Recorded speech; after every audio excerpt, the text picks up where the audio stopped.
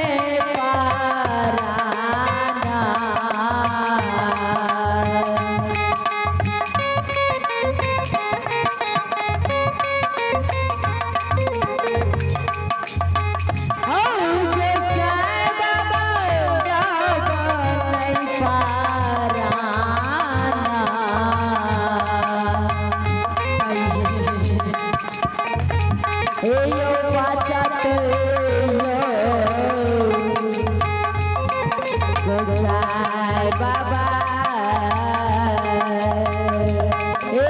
नहीं बचती दुनिया जाना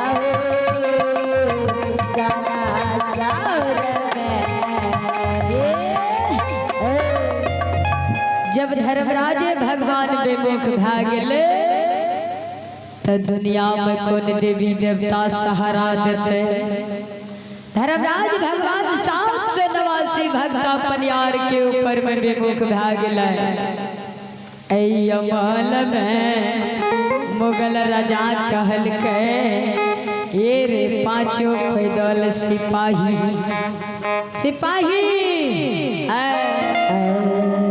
आए दुनिया में नगर नगर में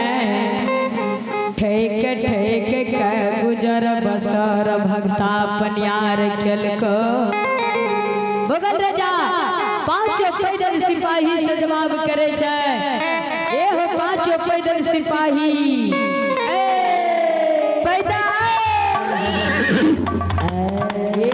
पांचों पैदल सिपाही तो सब भक्ता पनियार के आय बन के बन सार घर में डाल दही। अमल में 700 भक्ता पनियार का पांचों सिपाही पैदल किया है। ये हो बाबू बन के बन सार डाल के बन सार घर में डाल दल के। घड़ी में 700 भक्ता पनियार जार बेजार धर्मराज भगवान के सुमरन करिया देवता। देखियो अमल में आए मुगल राजा के द्वार द्वार के आगो में सड़क रहे। मुगल राजा के दरवाजा पर जहिना ई सड़क जा रहल छै अहिना सड़क रहे। वही सड़क रास्ता धैले हीरा मैया नित्य प्रतिदिन गंगा स्नान के हीरा मैया जाते रहे। गंगा नहा के गंगा जी से घिला गिरली में जल भर भगवान धर्मराज के सेवा करते रहे तो ये स्थानीय बाबू अपने के समय भाग गया तो अपने साजबाज के साथ पंडाल में प्रवेश करूं। स्थानीय बाबू जी घड़ी में आए देखियो हीरा में तयबला पर मुगल राजा के नैन जब पड़े छे। काल करे पांचों पैदल सिपाही सिपहिया रे ये रास्ता सनीत प्रतिदिन हीरा में तयबला बझनिया जाय छो। हमरा बुझाय छो ये हीरा में तयबला बझनिया के जे दर्शन भए जाइया ऐ हीरा में तयबला बझनिया के दर्शन से हमर जग सुसार नहीं छे नहीं होइया पैदल रे। पांचों पैदल सिपाही का जवाब दिल के मुगल राजा सिपाही तुलसी के दल अजो आगू से घर के हीरा में तबला का दादी है कह दी है जे मुगल राजा द्वार से दलियला पटनापुर राज से मुगल राजा तोरा कहल कया बैले। ऐ घड़ी में पांचों पैदल सिपाही राजा साहब का आगू से प्रणाम करैया पाछू हट का जवाब करैया। कहल के राजा जी प्रणाम बोलल जा। कहल के रे सिपाही ए रे जो तुलसी दल दा के हीरा में तयबला ए रे बाबू जल्दी जो ऐ रास्ता से गंगा जी के गेलो या सिपहिया रे तुलसी के दल रे।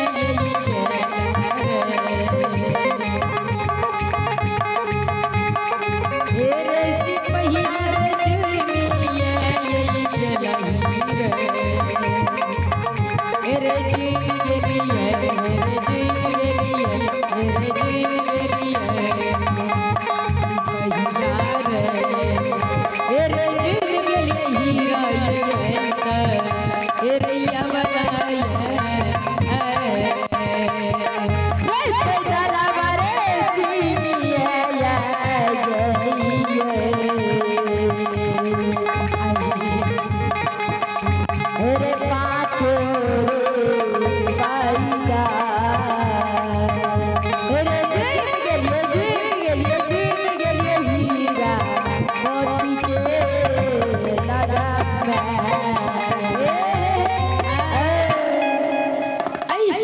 पांचों पैदल सिपाही के हीरा में तबला ऐ रास्ता में देखिया राधे के लिए आए मुगल राजा के सिपाही आए हमारा घेर ललके देवता हीरामती अपना मन में विचार करे अगर पांचों पैदल सिपाही जब हमरा अंग में भीर जते एक माँ भगवती आए जाए तपाए तहीरा में तयमला के नए हिंदू धर्म में बचतो नहीं बचत अगर बगल राजा के सिपाही हीरा बन के अंग में भीर गेलो माए हे गई एको जात पैतन हीरा में तयमला के बचतो मैया गए तो सुनिए एक संत शिरोमणि श्रद्धालु माता जी जेके जगकर्ता बाबू के अर्धनागिनी हमारे माता जी ऐ धर्म धाम में 51 रुपया से दान केलखिन समूला 101 रुपया से धर्मराज बाबा के खाता में जमा केलखिन ये हो धर्मराज भगवान ऐ दानी माँ के शेर में सबाई दिया दिन दुना रहत चुगुना पुत्र के भंडार दिया जिंदगी के भंडार दिया से मैया है लाचामी के पसंद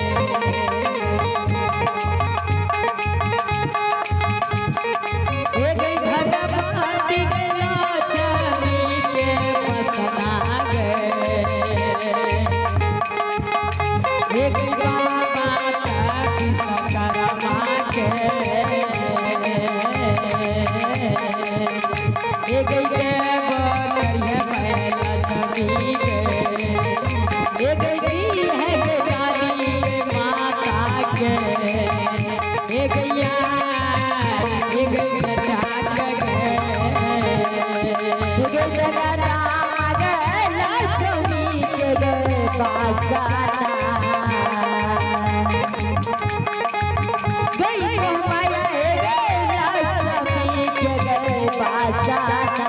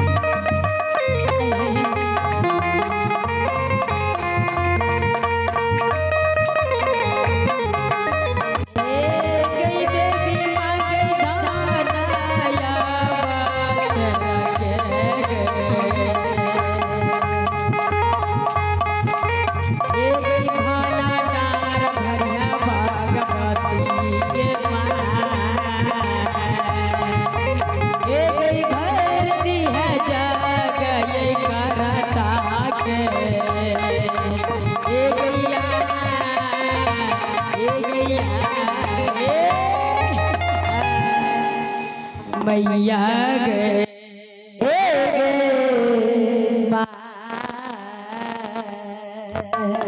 देखियो मुगल राजा के 5 पैदल सिपाही हीरा में तबला का आगू से घेर ले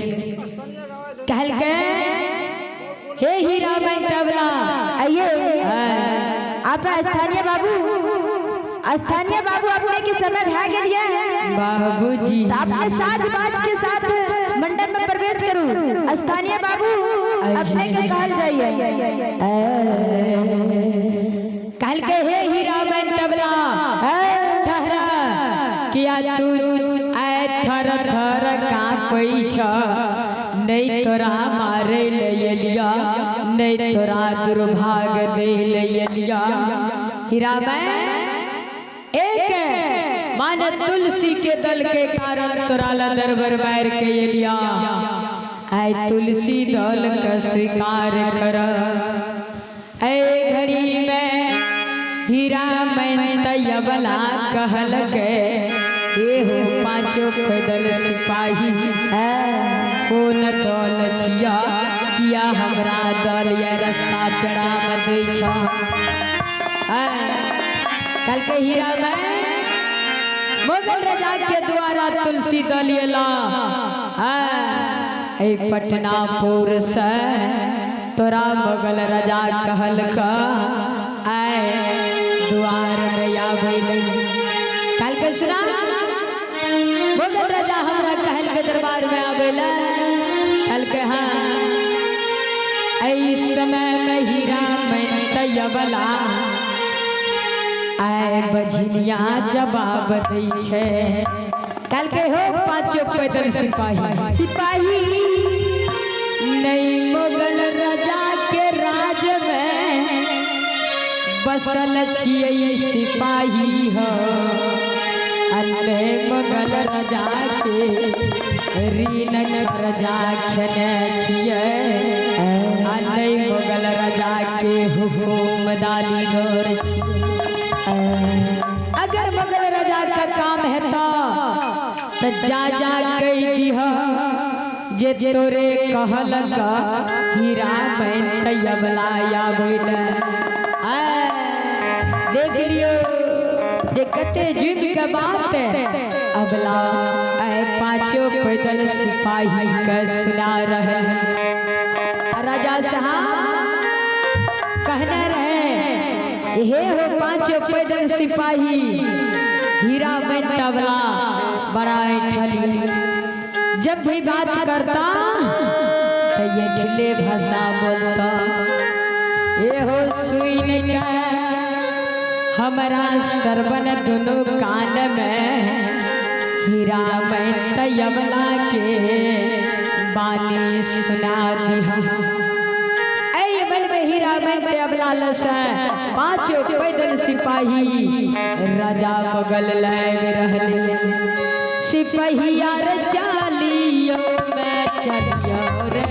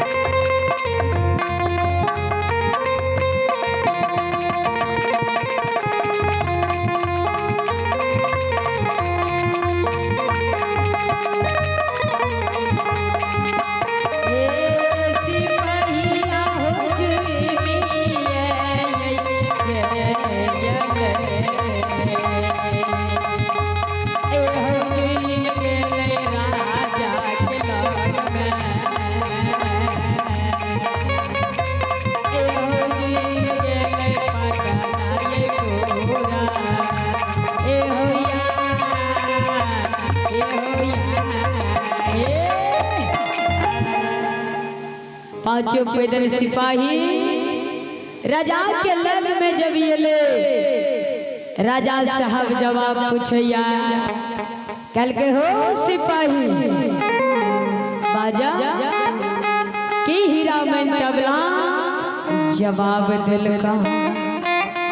दल शिकार कल का या की नहीं कल के राजा साहब प्रणाम हीरा में तबला दल का शिकार खेलका लेकिन हीरा में तबला के कहना भेला हीरा में तबला कहलका जे नहीं मुगल राजा के राज में बसल छिए आ नहीं मुगल राजा के ऋण कर्जा खिने छिए जा जा अगर मुगल राजा का काम हेते तो हीरा में तबला भेज दी कल करे पैदल पैदल छोटी मुँह बड़ी बात आई मुगल राजा के यड़हुल के समान रंगा रंग भागले तरवा के लहर मुगल के मगज में समा गले कल करे पांचों पैदल सिपाही तरवा के लहर सहल नहीं जाय छो पैदल रे असतारा बाय लहरिया रे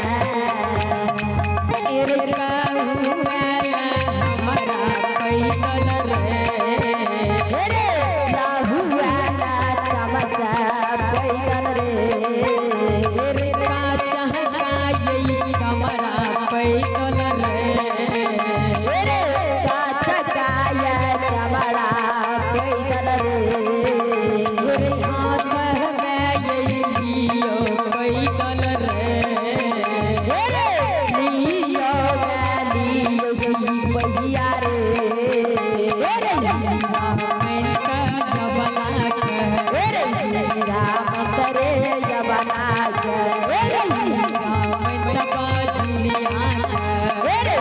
राम करे बजनिया के